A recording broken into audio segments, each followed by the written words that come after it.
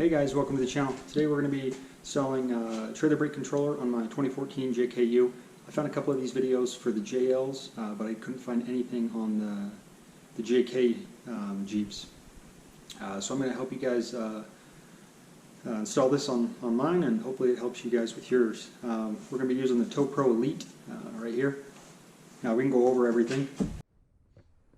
Alright, here's everything we're going to go over. So we've got the Tow Pro Elite here. You've got the unit itself, then you've got the dial knob. So this is actually what we're going to install into the dash with the knob, of course, on the other end. The wiring that will go between the knob control and the unit, and then of course your wiring leaving the unit coming back to the back of the Jeep here. So with that, you're going to need a trailer brake controller. You're going to need a 7-pin. It's your choice on whether you want to hardwire everything in or go from the 4-way and then wire the other portion of that in. Of course, you're going to need some wire. So we got some 12-gauge 2-conductor there, and then we've got 2 circuit breakers just to come off the battery before the unit itself, and coming back for the trailer brakes in case there's any short. It won't go back to the battery, it'll trip those. Of course, we've got some shrink tight connectors and some shrink tight just to go around those connections, keep them waterproof. Cutters, strippers, and that's pretty much all we're going to need. Got my wire here. Mine was way too soft. I wasn't able to push it through. I ended up having to use a fish tape here. So you can see I got the fish tape sticking out here, right out of the frame rail, and then that just runs right back through the frame all the way back over the back axle, and then came out right here. So I'll just pop it out there and then run it back over the axle and over to the 7-way. All right, guys. We're going to go ahead and we're going to start wiring in our 7-way. Now, on mine, I've got the factory harness. You can just plug the 7-way right in if you'd like. I am just going to eliminate this completely. So with that, I'll cut this off and this end off, and then I will just heat shrink, connect my wiring together. So with that, go ahead and I'm going to start cutting these ones off my 7-way connector. Leave a little bit on there in case I decide to change my mind in the future. Now I'm going to stagger these just a little bit. The reason is then it'll match up nicer when I go to butt connect them back together.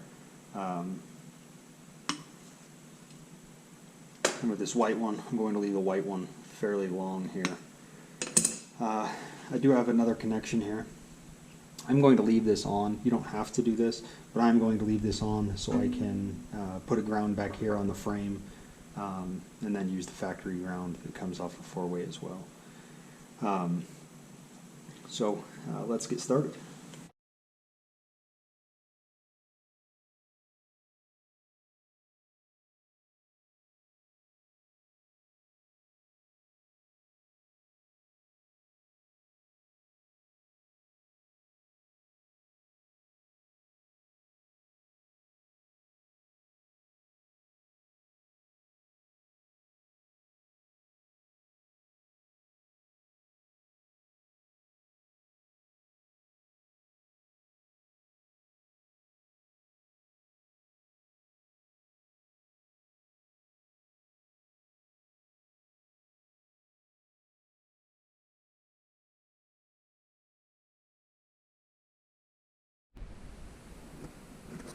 Alright guys, so I've been mounting the 7-way.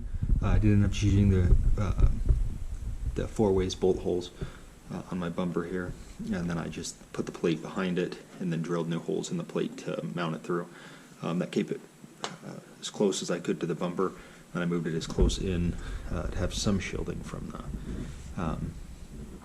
the chain hookups right there. So we're all done back here. Got all the wiring tucked away. Just a couple zip ties to secure the wiring to the frame harness. Now we'll move up. All right, guys. Sorry, my battery died. So I did a little bit of work here that you're not gonna be able to see, but I can show you what I did. So finished running the wires over. I did move these from the passenger side. They were right over here. I moved them back over here by the battery. Just better protects everything, being closer to the battery, and protects any shorts. Anyways, so this is our 40 amp. This is the one running from the 7-way. Runs up, over, into this side, and then this side runs to the battery right here. The other side, this one runs back into the cab for the trailer brake controller itself. Again, I've got the battery right here, and then running back out, over, across the front of the firewall, and then into the cab. So I still have some cleaning up left to do. Zip tie some of this up, just so it's all against the original wire loom there, and then we'll go into the cab and I will show you how I'm going to wire it to the brake controller. Alright guys, don't mind the mess, I got the whole dash part now. So as far as the lower section, that is out. I'm not going to be able to mount it there. The reason is I originally said I was going to mount it in this piece right here. But this is all built as one unit, and there is a board on the back of this.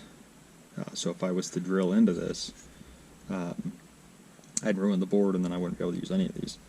I thought these were individually mounted in there, but they're not. It was all built into one.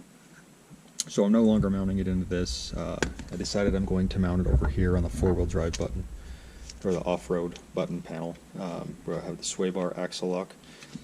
So if you look at the back of that, if you pull the panel off, you've got your circuit board, but then this side is just open. So I'm going to mount mine right here on the right side, and that's where I'll have my trailer brake controller. And then I believe if I do use this, I originally wasn't going to use it if I was going to still mount it into here. This was just going to act as the back panel. But for this one, I do think I'm going to keep this, and it should fit right in there. Stay out of the way, still look clean, and not look like a total add-on, and just have a random knob. Alright guys, so this is where we're at. So I just drilled a hole in this. I used a hole saw here, or a step bit, not a hole saw. You could use a hole saw. Then I just cut it out, and then there is a notch on the back of this right here at the top. I don't know if you guys can see that very well. Right there at the top there's a notch. So I just cut a little notch out of the top, so it's not a perfect circle, and I just used a rotary tool.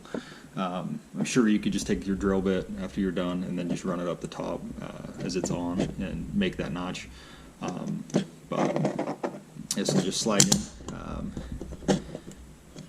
It's a little taller on the top, but it does fit in there. One thing I want to note as I go to put this on, so you've got the numbers on the exterior. There's a 0 right here. That 0 you're going to mark, or you're going to line up with the top of the marker right here.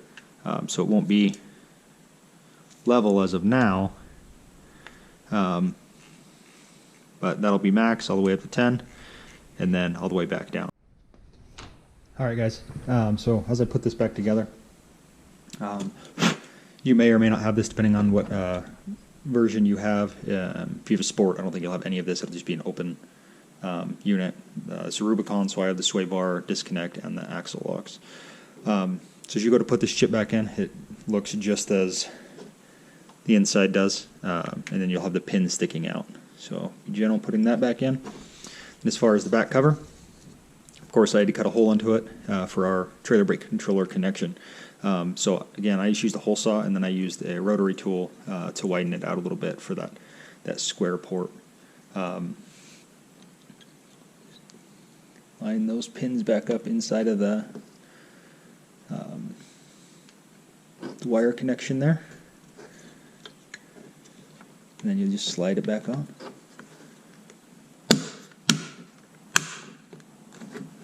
just like that. Alright, so got this put back, ready to go back in. So I put my harness connector in the back of our trailer brake controller, and then I put my axle and sway bar disconnect wiring back in. So I just put the wire right down the side of the, there's a speaker right here. I just put it right down the side of the speaker, and then it comes out in the middle of the dash, since we want to mount our controller right there anyways. So with that, just slide this back in, just snap in just like that. We are done with that. Now we'll move on to getting the controller mounted up. I'm going to put it on this plate, and then this plate. Alright, so I got all the wiring done. I'm just starting to put it back together. So we got the controller on the back side. Just plugged in the wiring harness on this side, and then the wire from the head unit, this head unit, to the controller. So we're just going to put it back together. Once I get that done, I already got the wiring cleaned up.